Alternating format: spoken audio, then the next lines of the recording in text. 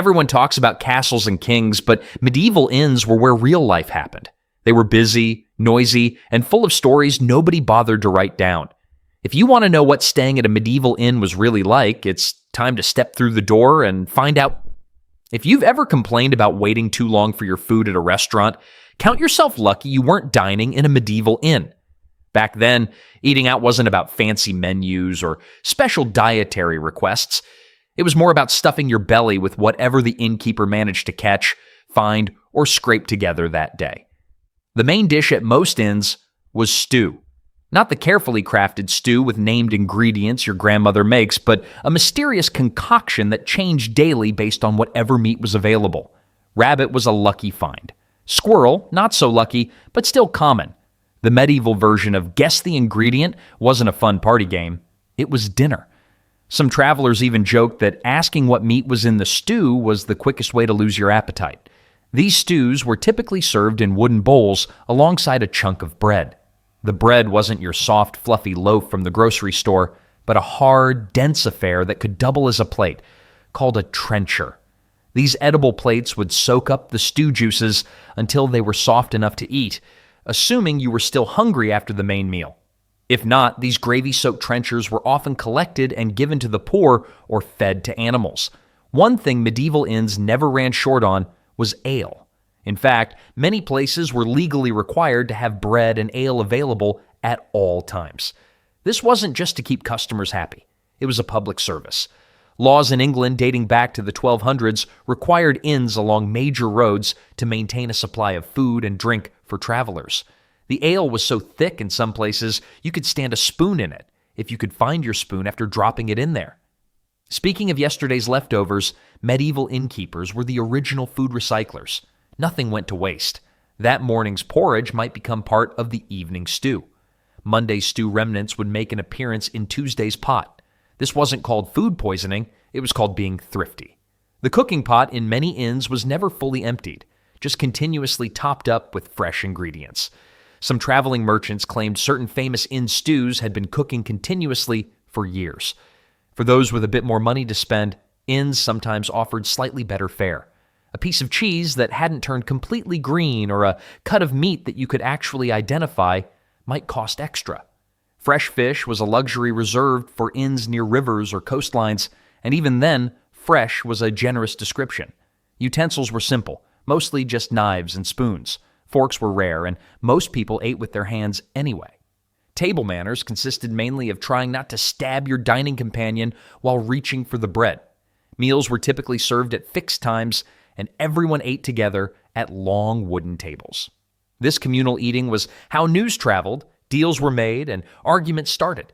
Your dining companions might range from local farmers to traveling merchants, all crowded shoulder to shoulder on wooden benches that had seen better days. As night fell and bellies were full of questionable stew, those same dining benches would often transform into something else entirely. Your bed, and if you thought sharing a table with strangers was intimate, wait until you hear about medieval sleeping arrangements. After filling your belly with mystery stew, you'd need somewhere to rest your weary bones. Modern hotels offer private rooms with locks, clean sheets, and do not disturb signs.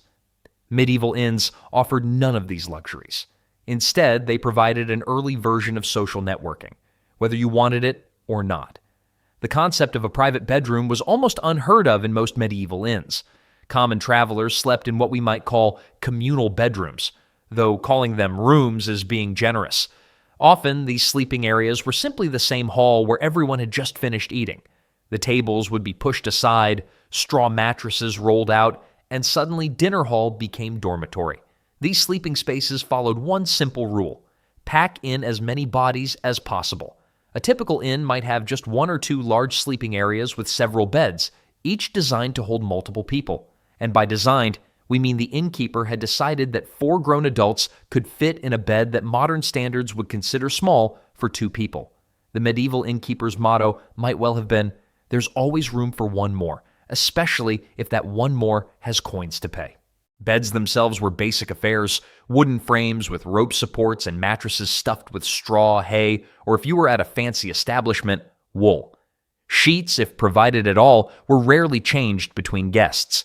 Pillows were small sacks also stuffed with hay or wool. Bed bugs, fleas, and lice were such common bedfellows that they weren't even worth complaining about. They were simply expected travel companions. Records from 14th century England show that town councils sometimes had to pass laws requiring innkeepers to change bed linens at least once every 3 months, a fact that tells you everything you need to know about hygiene standards of the time. The true horror of medieval inn sleeping wasn't just the questionable cleanliness, it was the complete lack of privacy. Travelers routinely shared beds with total strangers. Your bedmates might include merchants, pilgrims, or local drunks who couldn't make it home. You'd fall asleep next to someone whose name you didn't know, but whose snoring patterns you'd never forget. Only the wealthiest travelers could expect any sort of private accommodations. A rich merchant or minor noble might secure a small chamber with a single bed, though this luxury came at a steep price. These private rooms often had only thin walls and doors without locks. Privacy was a concept still centuries away from being considered a right. Even in these better accommodations, you weren't truly alone. Rats, mice, and various insects considered your room their territory long before you arrived. The mice didn't pay for their lodging, but they certainly expected full access to the facilities. A particularly odd custom that seemed shocking to modern sensibilities was the practice of body servants or attendants sleeping at the foot of their master's bed. A nobleman might have his personal guard sleeping across the doorway of his chamber, partly for protection, partly because there simply wasn't anywhere else to put him. Travelers often brought their own bedding, a wise precaution given the state of inn-provided linens. Many carried sleeping sacks that could be laid over the questionable mattress as a barrier against both its mysterious stains and resident insects. As disturbing as these sleeping conditions seem to us now, they served an important social function. News, gossip, business deals, and friendships were all forged in these communal sleeping quarters. Many travelers actually looked forward to the connections made while sharing these cramped conditions. With everyone finally bedded down for the night, packed like salted fish in a barrel and trying to ignore the symphony of snores, the inn would finally quiet down. Or would it? Because once the candles were blown out, an entirely different kind of entertainment often began. Just because the sun went down didn't mean the fun stopped at medieval inns.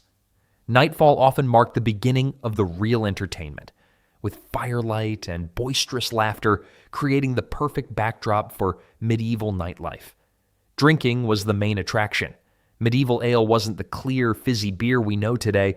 It was thick, cloudy, and often warm, like liquid bread with a kick. Records show the average medieval person consumed up to 1 gallon of ale daily. This wasn't just for enjoyment. Water was often unsafe to drink. Ale, having been boiled during brewing, was actually safer. When the tavern keeper asked if you wanted another round, it wasn't just good business, it was a public health service. Dice was the gambling game of choice in most inns. Simple to play and easy to cheat at, dice games could turn friendly strangers into bitter enemies in minutes. Many games ended in heated arguments, which explains why many towns had laws against wearing weapons inside taverns. Singing was another popular entertainment. Rowdy group songs with countless verses that everyone seemed to know. Stories of heroes, impossible loves, or great battles grew louder and less coherent as the night progressed. By the 10th verse, even the inn's cat could sing along better than most of the patrons. Some inns attracted traveling performers. Minstrels, storytellers, and jesters would perform for food, drink, and perhaps a better sleeping spot. These performers brought stories and information from distant towns along with their entertainment. Tavern brawls were so common, they were practically scheduled events. A good night was measured by how few teeth were lost. Innkeepers usually kept large sticks handy to restore order when necessary. The most valued entertainment was gossip. News traveled slowly in medieval times, and inns served as information hubs. In an age without newspapers, an evening in a tavern was how most people learned what was happening in the world. When the town curfew bell rang, guests would reluctantly retire to their communal beds. The smarter travelers claimed sleeping spots quickly. The slowest might end up next to the person who'd been the loudest during tonight's drinking songs. With entertainment concluded and bodies crammed into shared quarters, everyone was expected to follow certain rules. But as you might imagine, the rules of medieval inn stays were about as effective as trying to herd cats through an open field. Rules existed at medieval inns, though following them was another matter entirely. Unlike the clearly posted guidelines you might find in modern hotels, medieval inn rules were more like strong suggestions backed by the innkeeper's heavy stick. First rule: pay on time or face the consequences. Innkeepers weren't running charity houses, they needed payment, and they weren't afraid to take collateral. Records from 13th century England show travelers who couldn't pay their bills might have their horses, clothing, or even weapons confiscated until debts were settled. Some unfortunate guests who couldn't cover their tab ended up working off their debt by mucking out stables, definitely a downgrade from the already questionable accommodations inside. Second rule: no sword fighting inside the building. This might seem obvious, but it was common enough that many towns had specific ordinances forbidding it. The fine for sword drawing in a London tavern in 1273 was 20 shillings, a hefty sum when a night's lodging might cost just a penny. Smaller knives, however, were permitted since everyone carried them for eating. The line between eating knife and fighting knife was conveniently blurry. Third rule: keep the noise down after curfew. Most medieval towns rang bells to signal curfew, typically around 9 in winter and 10 in summer. After this time, indoors were supposed to be locked and quiet maintained. In reality, these rules applied mainly to smaller inns in residential areas. Larger establishments on main roads often continued their revelry well into the night, especially if local officials were among the revelers. Fourth rule: don't steal from other guests. While this seems like common sense, theft was rampant in medieval inns. Some innkeepers posted warnings that they weren't responsible for stolen goods, while others offered secure storage for valuables, at an additional fee, of course. Travelers quickly learned to sleep with their money pouches under their pillows or tied around their necks.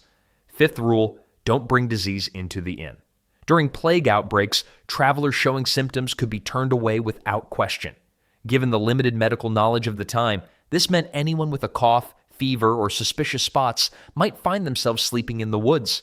Some towns required travelers to remain outside city walls for several days before entering, a primitive form of quarantine. The enforcement of these rules varied wildly. In small villages where everyone knew each other, social pressure kept most guests in line. In busy market towns or along major highways, enforcement depended largely on how much influence or money a guest had. A wealthy merchant might break every rule in the book and receive nothing more than a polite cough from the innkeeper, while a poor traveler could be thrown out for accidentally spilling a mug of ale. Court records from medieval England show that innkeepers themselves were subject to strict regulations. They could be fined for watering down ale, using false measures, or allowing gambling after curfew. In 1309, an innkeeper in York was fined the equivalent of 2 weeks' profits for selling ale in unmarked containers, a serious offense when standard measures were legally required. Some inns developed their own house rules beyond legal requirements. Guests might be expected to share in morning prayers, contribute firewood for common areas, or help with simple chores during longer stays. Whether these tasks were completed with good cheer or grumbling complaints depended largely on how much ale had been consumed the night before. Despite these attempts at order, medieval inns weren't exactly safe havens for travelers. Between the questionable food, shared sleeping quarters, and fellow guests of dubious character, staying at an inn sometimes felt like jumping from the frying pan into the fire. Even with rules posted and innkeepers watching, medieval inns had a well-earned reputation as dangerous places. Travelers with full purses often found themselves with empty ones by morning. Robbery wasn't just a risk on the road. It continued right under the supposedly safe roof of the inn. Many inns throughout Europe gained notoriety as centers for criminal activity. Some innkeepers actively worked with thieves, helping to identify wealthy targets among their guests. The arrangement was simple.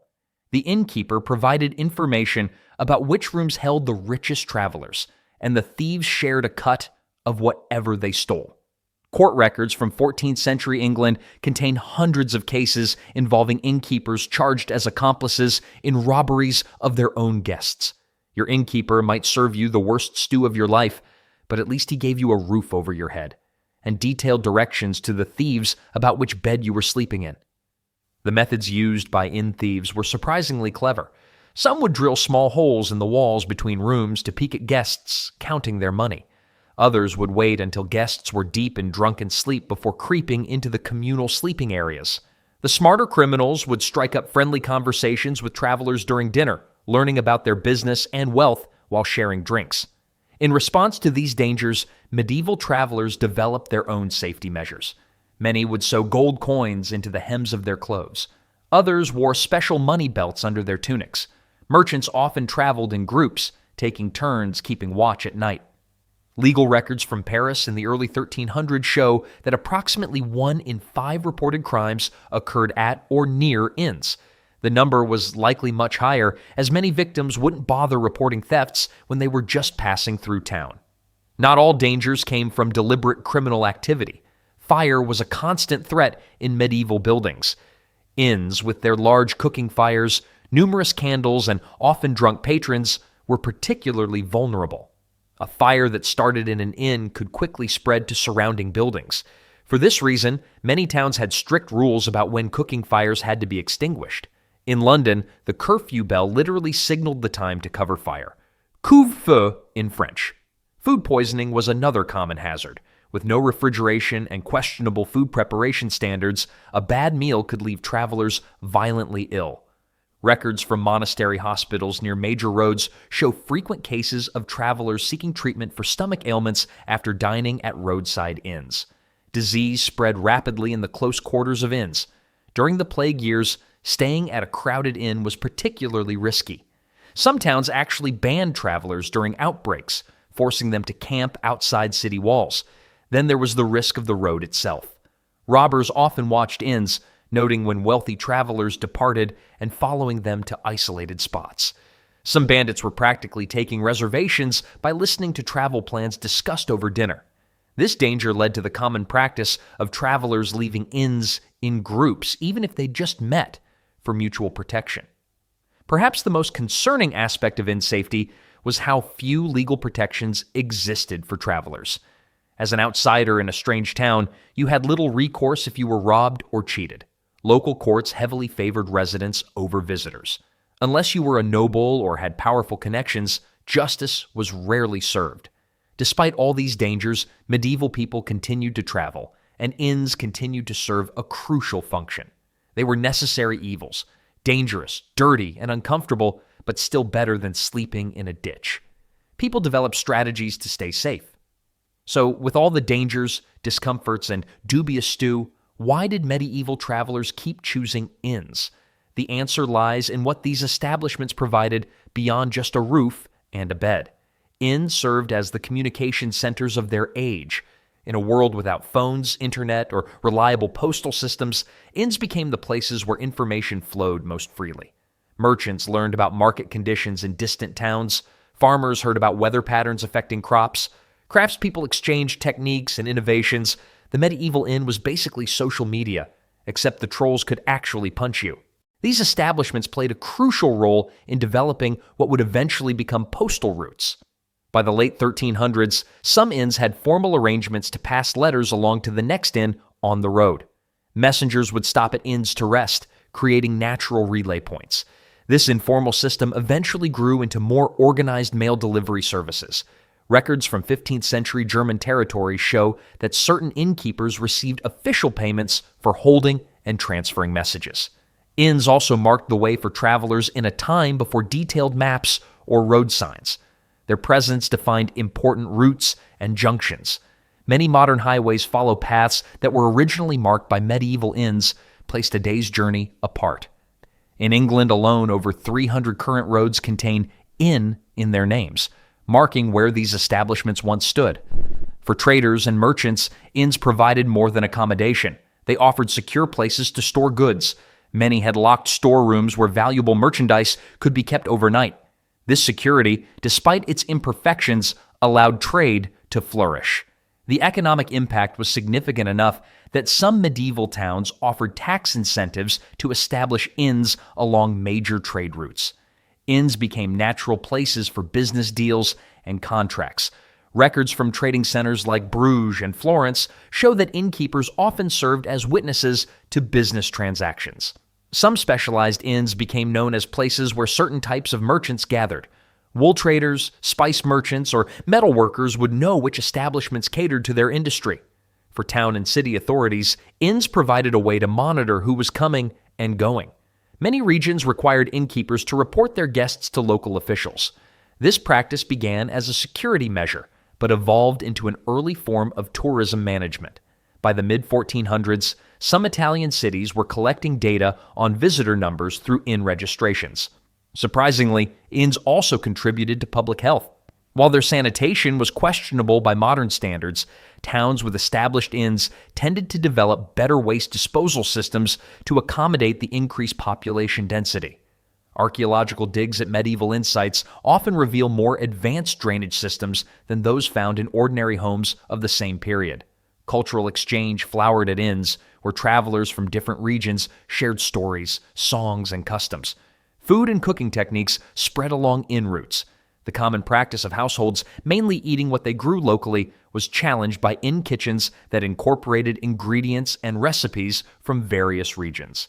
An innkeeper once claimed he could tell where a traveler was from not by their accent, but by how much they complained about his ale compared to their local brew. Some inns specialized in catering to specific types of travelers.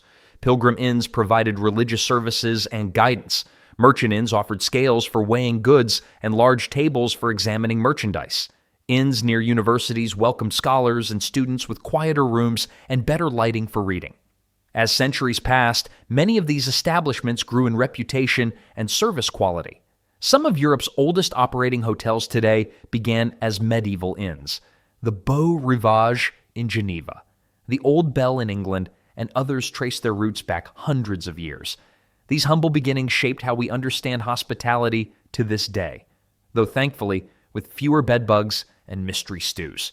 From communication hubs to business centers, from security checkpoints to cultural melting pots, medieval inns were far more than just places to eat and sleep. They were the essential infrastructure that made more complex societies possible, connecting people and places in ways that would forever change how humans interact.